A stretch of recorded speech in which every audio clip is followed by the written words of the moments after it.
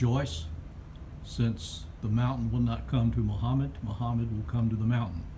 I am making you a video quick tour of the famous Noell Madstone, which you've seen photographs of. This is the overall view, and now we're going to go in to some of the graphics.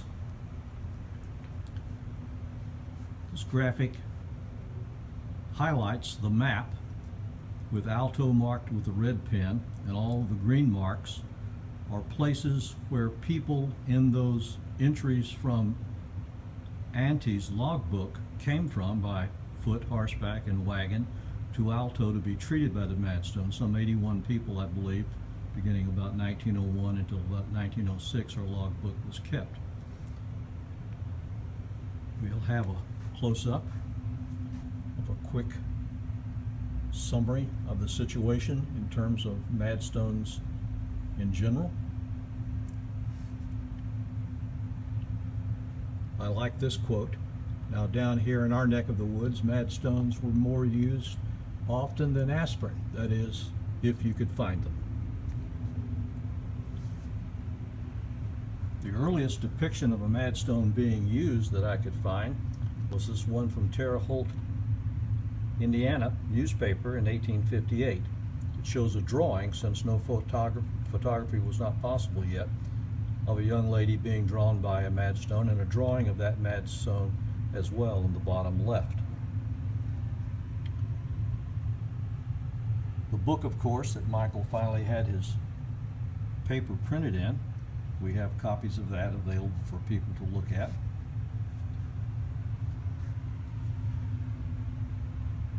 And there's Uncle Johnny, his personality page, the holder of the Madstone for so many years.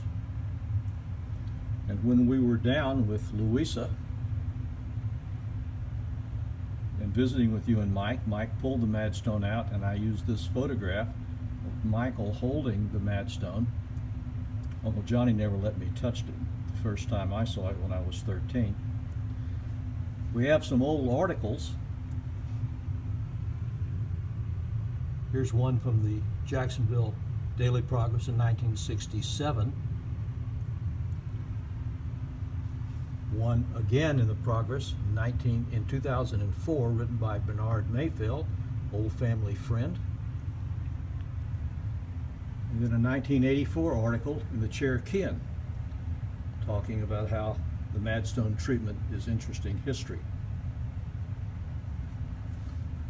I don't know the story, and John Tom's not able to tell us now, but it was at this plantation that the Madstone first went on display for the weekend. John Tom probably sat right there in the chair watching it and making sure that it was all safe.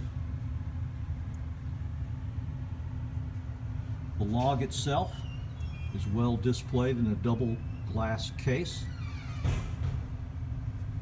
with a bit of a story about it. You may hopefully pause any of these to read. We have excerpts, photographs from the log showing people what the log in fact looked like.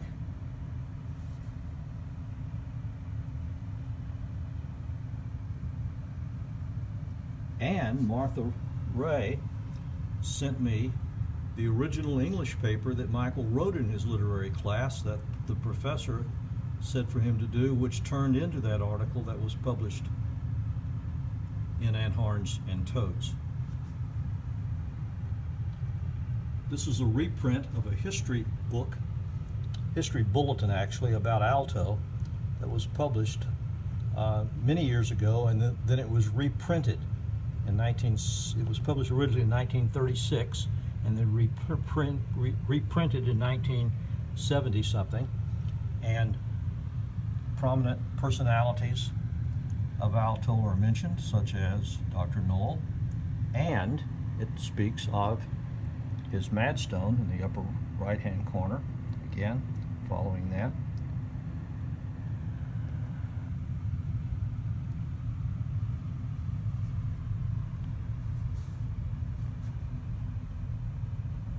Several other pages that I prepared document this. And of course, the highlight of the exhibit is the Madstone itself, resting in 2 plastic boxes.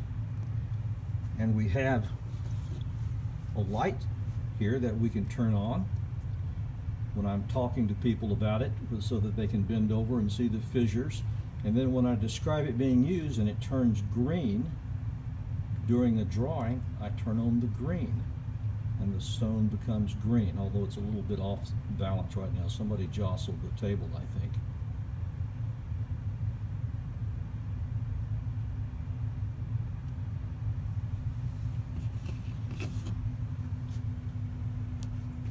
So this is the exhibit that will remain up until the opening of school.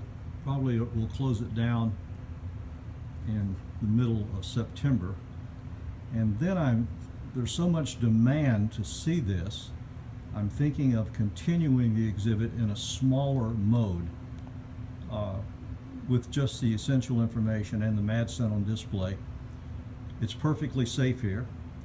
We have an alarm system, and place is locked up, of course, double locked actually. The museum is locked up and then the building is locked up. So I think it's very safe, and I'd rather have it being seen and enjoyed than sitting in the safe that I have at the house, but eventually it will probably end up there, at least for a while.